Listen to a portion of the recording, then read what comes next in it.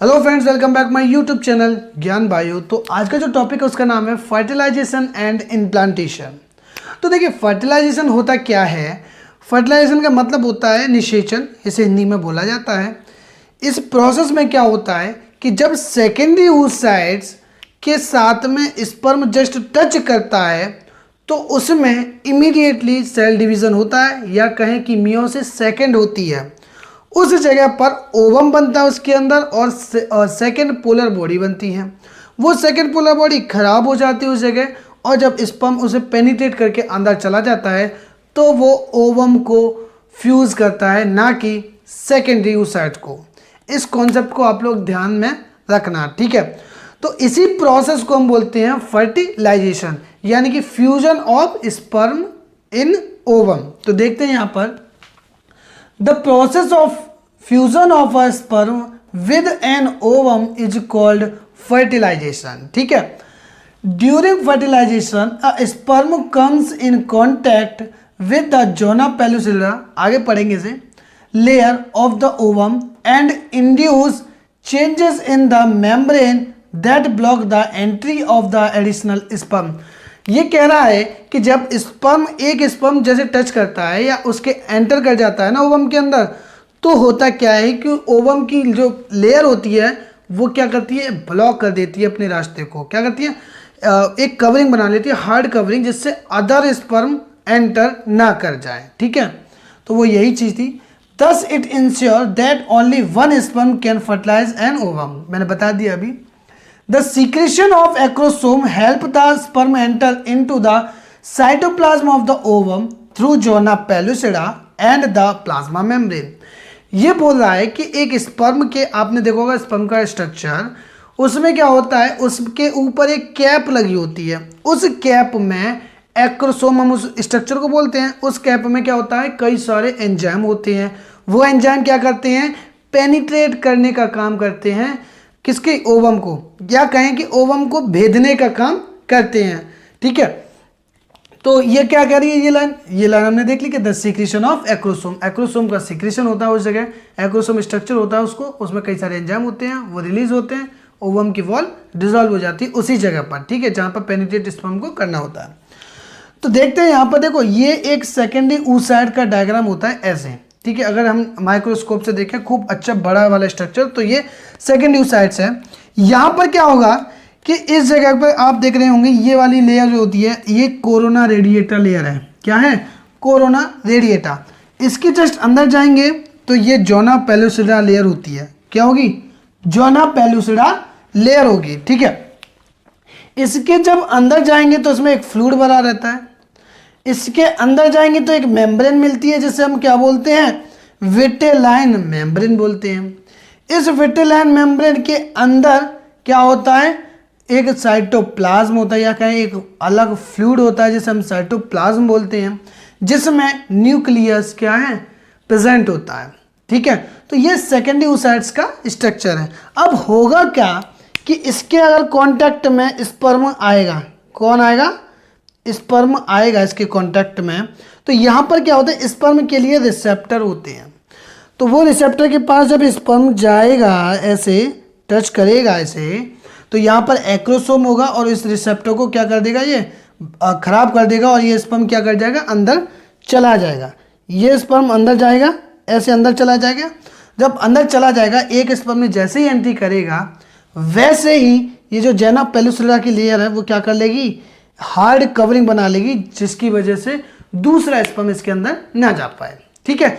तो जैसे ही फिर ये स्पर्म अंदर जाएगा, और अंदर जाने के बाद क्या करेगा, इस सेकेंडरी oocytes में ओवम होता है। मतलब देखो, ये सेकेंडरी oocytes है, जैसे इसको स्पर्म ने टच किया ना, तो अब ये क्या करेगी, सेकेंडरी oocyte टू टाइप में बदल जाती है, एक ओवम में और एक सेकेंड पोलर बॉडी में।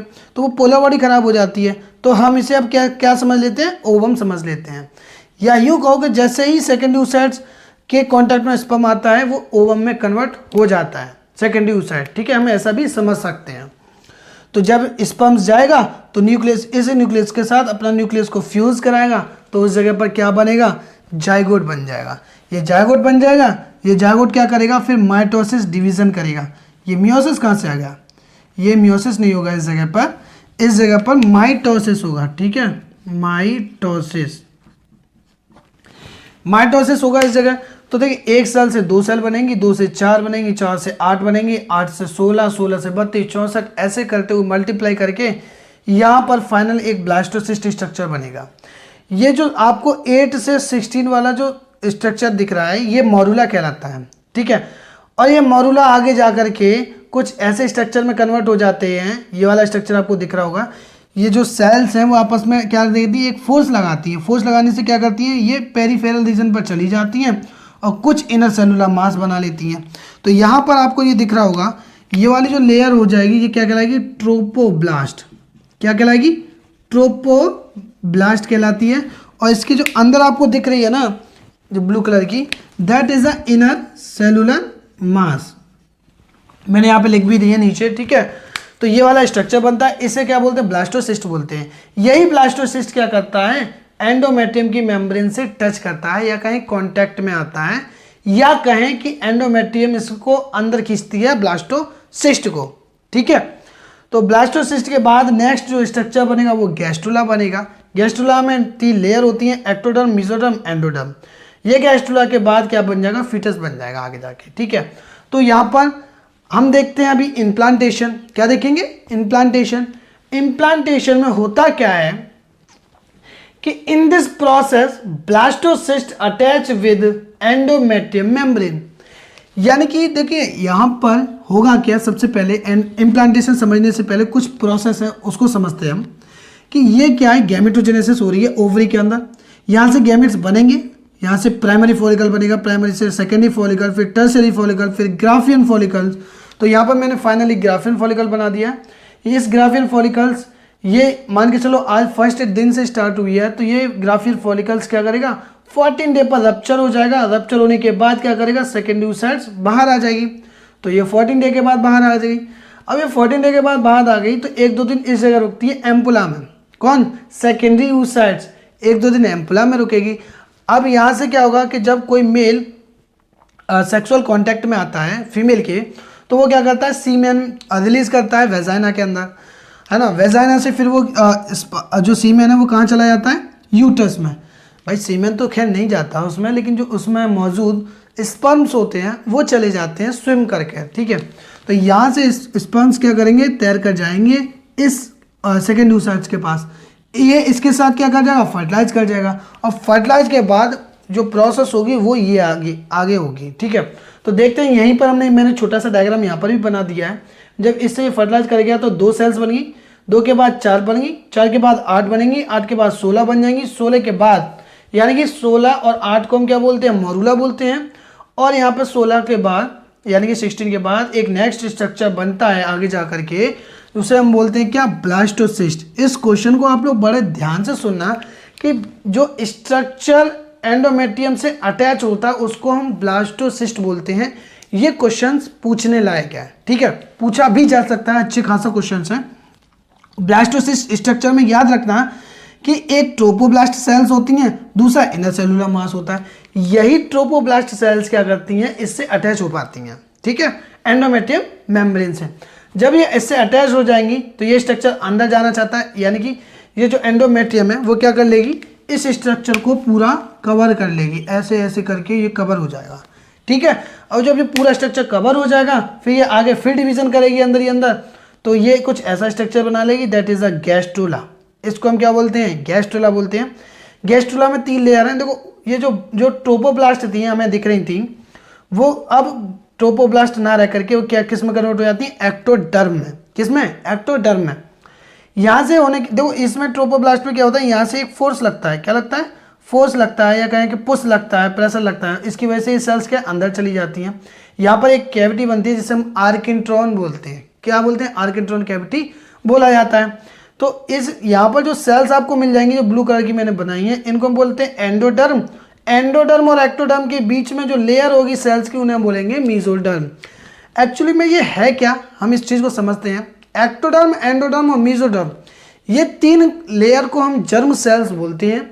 ये जर्म सेल्स क्या करती हैं कि जब फीटस डेवलप हो रहा होता है तो उसके अंदर ऑर्गन्स का डेवलपमेंट करती हैं, या कहें कि ऑर्गन्स जो हमारी बनाती हैं वो लेयर का नाम यही है एंडोडर्म, एक्टोडर्म एंड मीजोडर्म। ठीक है, तो यहाँ पर ये गैस्ट्रुला स्ट्रक्चर बन जाएगा। गैस्ट्रुला के बाद फिर क्या बन जाएगा, फीटस। फीटस क्या करेगा, यहाँ से फिर प्लेसेंटा निकालेगा। उस प्लेसेंटा को हम आगे की वीडियो में डिस्कस करेंगे। प्लेसेंटा वाले को यहाँ से प्लेसेंटा निकालेगा, वो इससे फंडस रीजन से अटैच हो जाएगा, है ना। यहाँ से अम्बलाइकल कॉर्ड यहाँ से रिलीज होगी, यहाँ पर प्लेसेंटा बनेगा। उसके बाद क्या होगा, ये जब 9 मंथ का बेबी हो जाएगा तो ये जो फीटस है या कहें डेवलप्ड बेबी है, वो क्या करेगा, 9 मंथ बाद बाहर आ जाएगा। ठीक है, तो ये प्रोसेस थी फर्टिलाइजेशन की और इम्प्लांटेशन की।